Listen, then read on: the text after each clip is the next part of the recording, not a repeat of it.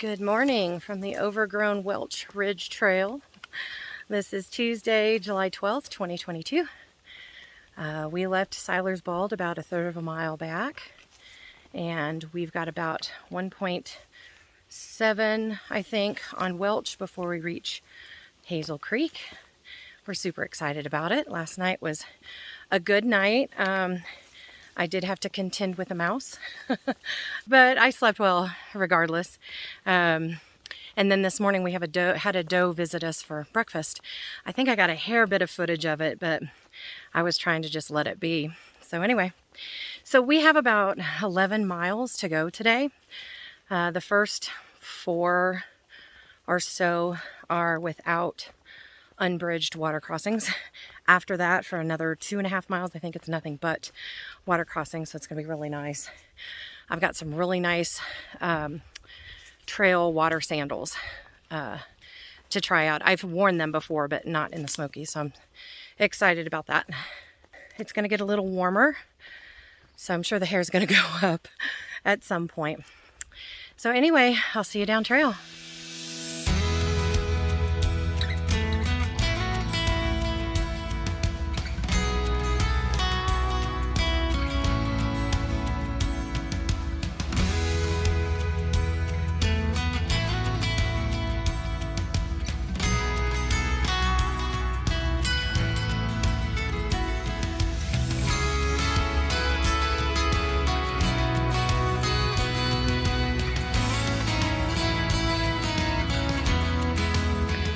We're still on Welch Ridge. We've got about another mile to go. A lot of times in the summertime, Welch Ridge is this overgrown. It really hasn't been that bad, but you know, it's getting a little higher and a little closer in. I would always be prepared for this, but I have hiked Welch Ridge right after they've cut it, and it's been wonderful. So just be prepared. I'm getting a lot of thorns on the legs. Maybe it would have been a good idea to wear pants, but I'm okay with that. So yeah, just expect this kind of overgrowth in the summertime. Of course, you should always expect that with any of the backcountry trails that aren't real touristy. But this is what it's like.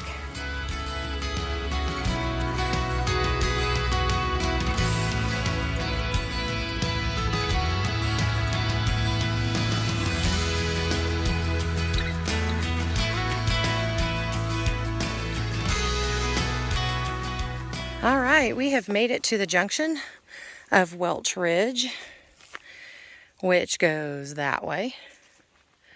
And then Hazel Creek, we will be going all the way to Bone Valley. That says 9.4. That seems more than what the maps show. I think it's supposed to be like 8.1, but either way, it's all downhill, so we don't care. So we're going to head up this way here in just a moment. We're going to get some electrolytes and carry on. Okay, I had a mental block there for just a moment. We are going 8.1 to Cold Spring, but then we are continuing on to Bone Valley, which is just another 1.3. So that makes perfect sense. I know sometimes these signs are off a little bit, but the sign is accurate. So I didn't want to give you the wrong impression. That is the Hazel Creek Cascades. This is the first rock hop we've had, and probably about 8 switchbacks. And we're about maybe 1.5 miles in, or almost 1.5 miles in on Hazel Creek. Come up to rock hop number 2, we believe. Jenny is following the trail up there, so looks like she's not crossed it just yet. No, we haven't come to the Cascades yet. Oh, we haven't? According to my guy. Okay. All right, so I think we can rock hop this one. Okay, after 2 water or rock hops, this is my first official water crossing in my, oh my gosh, Hoka, oh my gosh, sandals. So cold, but feels so good. So anyway, it might be a little early, but neither one of us could rock hop it. So I'm going to take you along with me. It might be a little bumpy.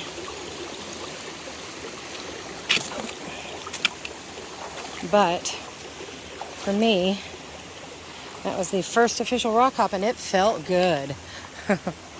It's before the Cascades. I thought the Cascades were back there, but we have yet to get to them. So that might be next on our list. This is number 2.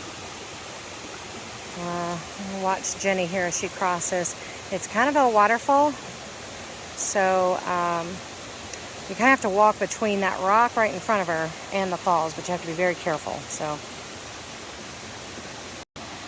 all right, this is the Cascades. That was fun getting up over those rocks. You got to be very careful. I crawled up the rock. So did Jenny. But that is Hazel Cascades. All right, go on to the next crossing. All right, this is water crossing number 4.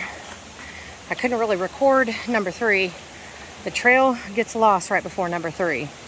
There's a big blowdown, and right at that blowdown is a switchback. But it looks like you should go beyond the blowdown. Then once you take the switchback, it switches back again, so it does a zigzag. But it looks like a trail that goes straight instead of the zag. There's an illegal campsite there, and the trail does not go that way, nor can you pick it up from there. So be real careful after the second water crossing, before the third. When you see a blowdown and it looks like you could either go straight or turn left, you turn left. And then after about, I don't know, 100, 200 feet, you turn right. You follow that. There's going to be a bunch of blowdowns. Go through those, and then you'll see where you cross the creek, and then the trail continues on, and then there's a bunch of blowdowns after that. The bug net is out. We just took, the bugs are pretty bad for me, not so much for Jenny it seems, but they always go after me. We took lunch at water crossing 11. It was a nice place to take lunch at. So we're just under halfway through our day. Our day is supposed to be like around 11 miles, and we're at around 6 or close to 6. So it was a nice little stop. It's pretty flat now. It flattened out pretty good right around, I guess, the third water crossing. This is water crossing 16 for us. I can see where some of the not even rock hops we passed might be a water crossing for some people during high water, but I don't believe we're in any kind of high water. So that is why you get so many people with so many different total amounts of water crossings. So this one for us today is 16.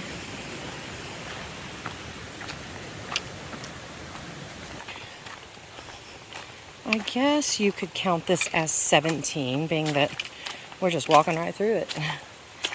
But it's part of the creek, so tributary to the creek, I should say.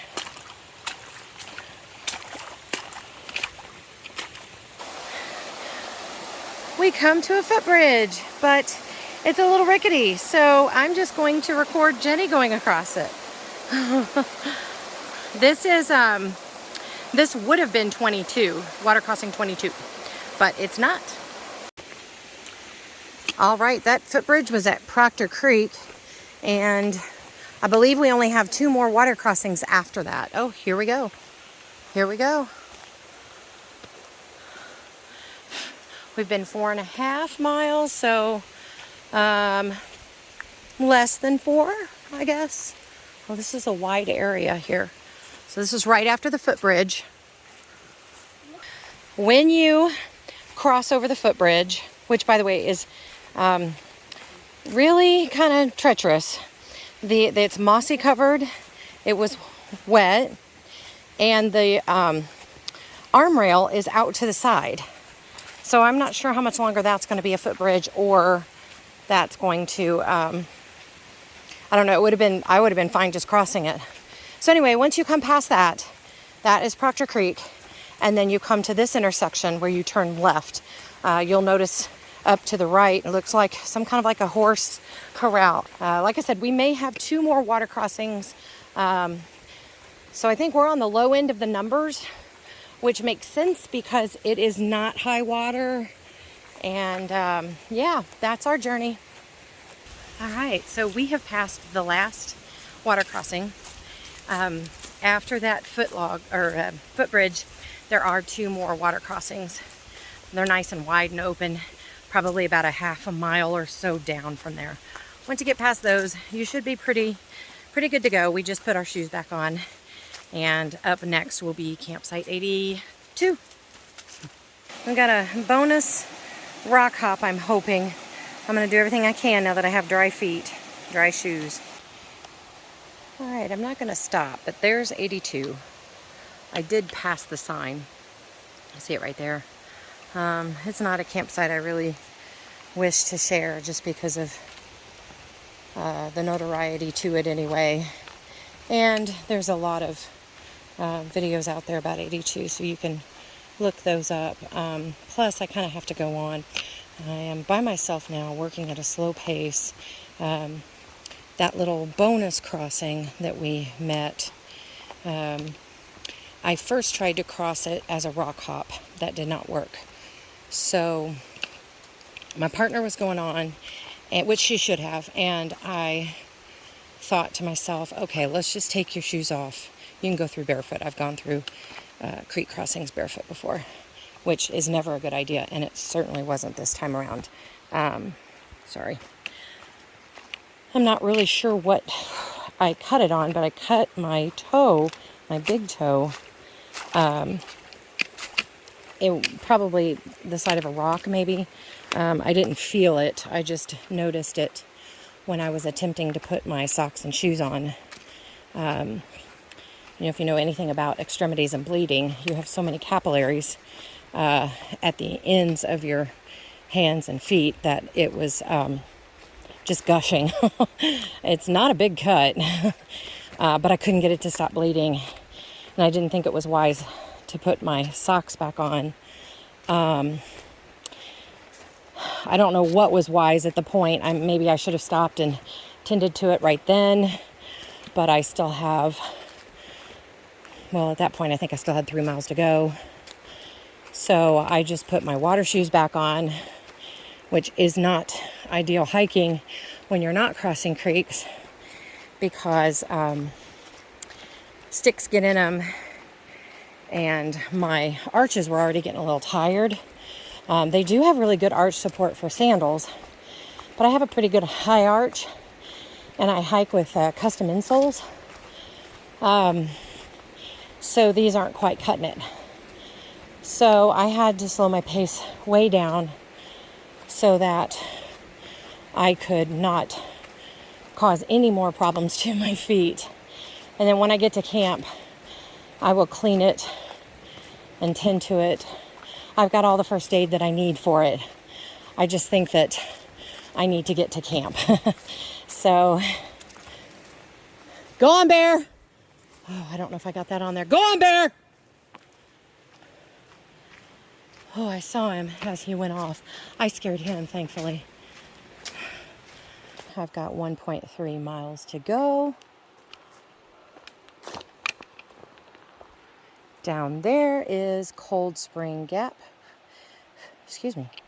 I'm going this way. All right. I made it to the junction of Bone Valley and Hazel Creek. Up there is Bone Valley. You may remember that from a couple months ago I did. That is a 1.8 trail out and back. Has a really neat cabin. I thought I would go with Jenny this time, but I don't think I'm going to. I think I need to tend to my foot. But here's the campsite right over here. And I'll find you. There's Jenny. So I'll talk to you guys later when I have camp set up.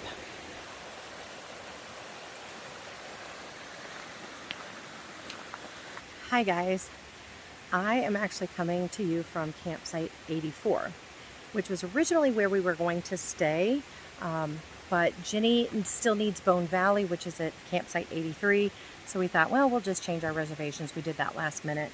But as it turns out, at campsite 83, I had my first negative experience with a hiker anywhere, whether it's on trail, at a campsite, anywhere.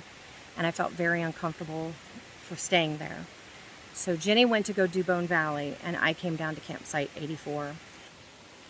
Hi guys, I have camp set up here. I'll turn this around. That's where I'm at. Jenny is still doing Bone Valley. I expect her probably within the next hour, I guess. This is a nice site. This is the first camp site, and then the second one is right down there. So I'm still trying to process what happened, and the more I think about it, the more unnerved I am, because I can't figure out why this gentleman went off so quickly and so harshly, and not he wasn't physical with us, but it seemed like he went from 0 to 60 with the things that he said. I firmly feel that, you know, if you communicate well, even if someone doesn't like what you're saying, things just get resolved so much faster. I do realize that this situation is about that gentleman alone. I think he probably has some issues. So anyway, so I'm just going to sit here, and I think it's too wet to make a fire, but I might try. I'm not really hungry. No. Anyway, all right, I'll get off here. Bye.